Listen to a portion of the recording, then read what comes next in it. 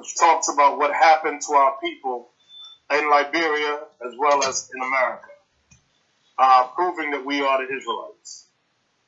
Okay? All right. And when you read the book of Joel chapter 3 and verse 1, it says, "For behold, in those days and in that time, when I shall bring again the captivity of Judah and Jerusalem."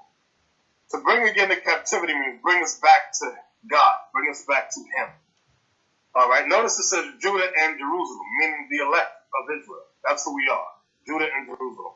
When you read about the elect in the Bible as Judah and Jerusalem, that's the people that believe, those Israelites that believe in God and Christ as the Israelites. Okay? So you and I, Alex, and your listeners are Israelites. When we read verse 2, it says, "I will also gather all nations." So this is a prophecy that the Most High is going to gather all nations for the battle of Armageddon, which shall be battled upon in the valley of Jehoshaphat. Verse 2 again, "I will also gather all nations and will bring them down into the valley of Jehoshaphat." The valley of Jehoshaphat is in the Middle East. Okay? It goes along from the Nile all the way out towards Iraq. That's how far it is. Okay? I'll read it again. "I will also gather all nations and will bring them down into the valley of Jehoshaphat and will plead with them there for my people." What we all need to realize is that God has a chosen people. That's the Israelites. That's what it means when it says, "and will plead with them there for my people." Everybody is not the people of God. The people of God are the Israelites that went into slavery from 1492 throughout the 1600s, 1700s, 1800s. That's God's people. Okay, I'll read it again. Verse 2. "I will also gather all nations and will bring them down into the valley of Jehoshaphat and will plead with them there for my people and for my heritage, Israel." So here it's telling you that Israel is the heritage of God. Israel is God's people. So everybody is not the people of God. You understand that? Yeah. Okay. Then it tells you what happened to the people of God. It says, "whom they have scattered among the nations and parted my land." How have they scattered God's people? In slavery. When they brought the slave ships over, they put us in chains. That's how they scattered us. That's why I reveal to you and tell you that in 1822, when America brought our people, to Liberia, they named it Liberia and gave you, they emancipated you and gave you liberty there. That was in the year 1822. So at one time, you also were slaves and oppressed by America and her European allies. So, bottom of verse 2 again, it reads, "whom they have scattered among the nations," watch this, "and parted my land." Who is God's land parted between? The Palestinians and the Edomites. So, the Palestinians are the Arabs over there. And a white man who calls himself Israeli. Okay, they have parted God's land, the land of Israel, the land of Jerusalem. You understand that, Alex? Yeah. Okay. Let's go into a little more detail on that, about how they parted God's land. We read it a couple of weeks ago when you read Ezekiel chapter 36. Watch this. 36 verse 5. It says, "Therefore thus saith the Lord God, surely in the fire of my jealousy have I spoken against the residue of the heathen, and against all Idumea." Idumea is the Greek name for the white man, which means Edom. It means red. See how red your shirt is?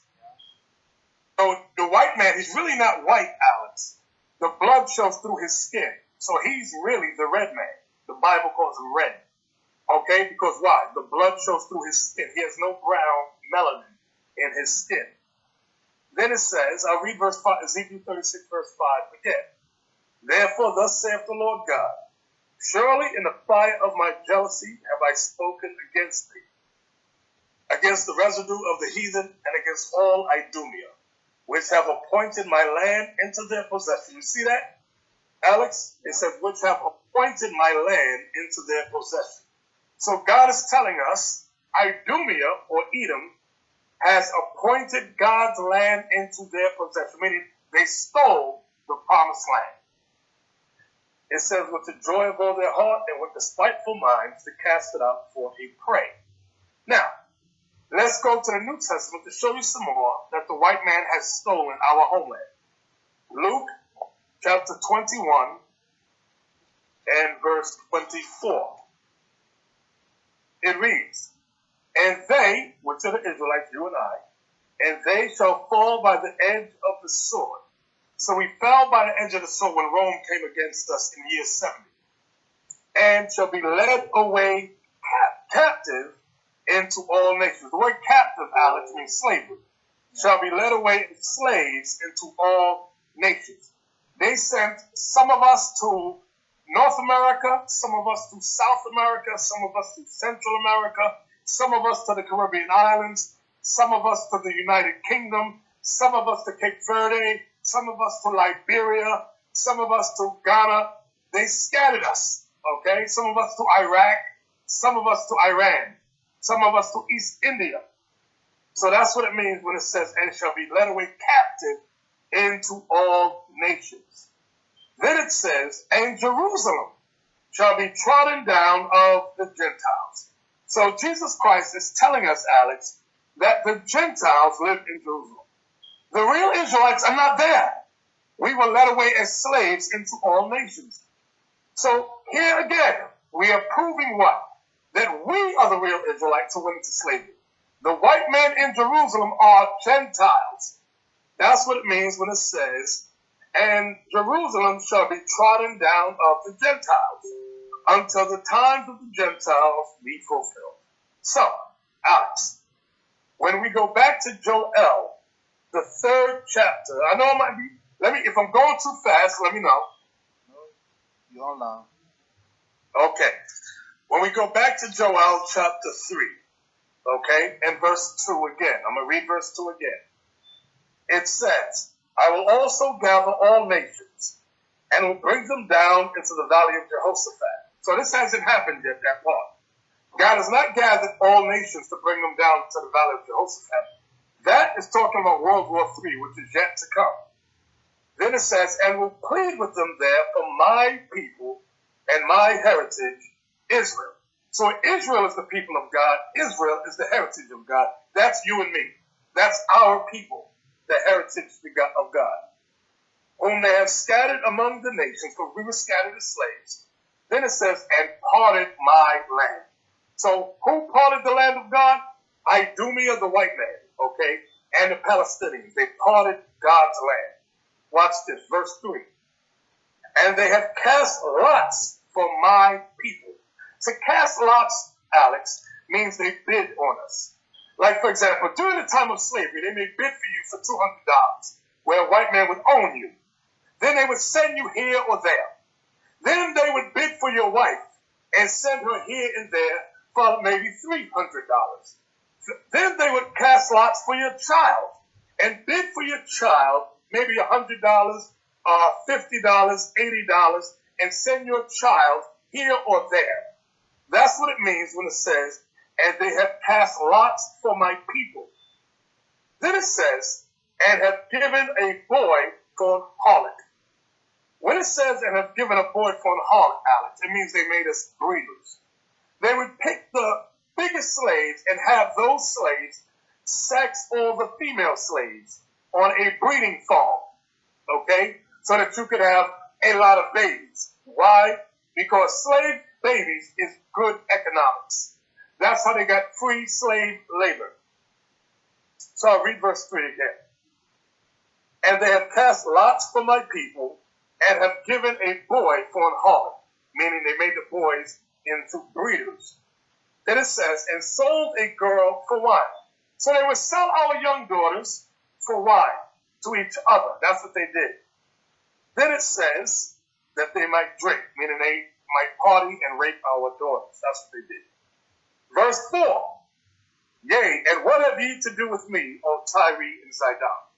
Tyre and Zidon are two African nations in the middle of Africa, around Central Africa, around there, Tyre and Zidon. Then it says, in all the coasts of Palestine. Palestine are the Palestinians, as I was telling you before, that help haunt God's land. Watch this. We render me a recompense. I mean, recompense means payback. So Tyre and Zidon and the Palestinians wanted to recompense God by enslaving God's people. Okay? Yeah. And if you will recompense me or pay me back, swiftly and speedily will I return your recompense upon your own head. So God says, you might recompense me by enslaving my people, but I will do the same thing to you. That's what God is saying. And if you recompense me swiftly and speedily, will I return your recompense upon your own head. Verse 5. Because ye have taken my silver and my gold. So when the nations conquered us, Alex, they robbed us of our wealth. That's what they did. When it says, because you have taken my silver and my gold, and have carried into your temples my goodly, pleasant things. There's something called the Arch of Triumph, where it shows you Titus and Vespasian robbing the temple of the Israelites. They took the silver and gold that was in our temples. Okay? Now we're in verse 6. The children also of Judah and the children of Jerusalem have ye sold unto the Grecians. The Grecians is the Greeks. Do you know who the Greeks are today, Alex? No. The white man. The Greeks. You never heard of the Greeks? I heard one that before. Yes. The Greeks is the white man. So verse 6 again. Okay. The children also of Judah and the children of Jerusalem have ye sold unto the Grecians. So who sold us to the white man? Tyre, Zidon, and the Palestinians. So that's African nations, Arab nations sold us to the white man. So that's why the white man, he brought you to Liberia in 1822. Okay? You understand that, Alex? Yeah. You have to learn your history. You have to know the history, Alex. You must. So verse 6 again. The children also of Judah and the children of Jerusalem have ye sold unto the Grecians. So we, Alex, are Judah and Jerusalem, you and I. Judah and Jerusalem, we were sold to the Greeks, the white man. By who? Africans and Arabs. That's what the slave trade was all about. You understand that? Yes.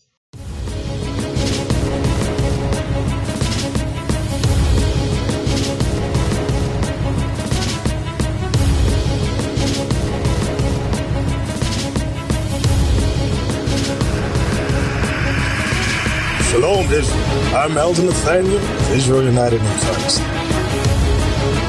YouTube likes to shut our channels down, as some of you have noticed, ever so often. Subscribing to join IUIC will assure you will always stay connected to our YouTube accounts. We want to do our best to make sure this truth gets out. Please click and join our subscriber YouTube channel called Join IUIC to stay linked to all of our videos. So again, please make sure you subscribe to this Join IUIC channel to get your latest updates from all our YouTube channels. Shalom.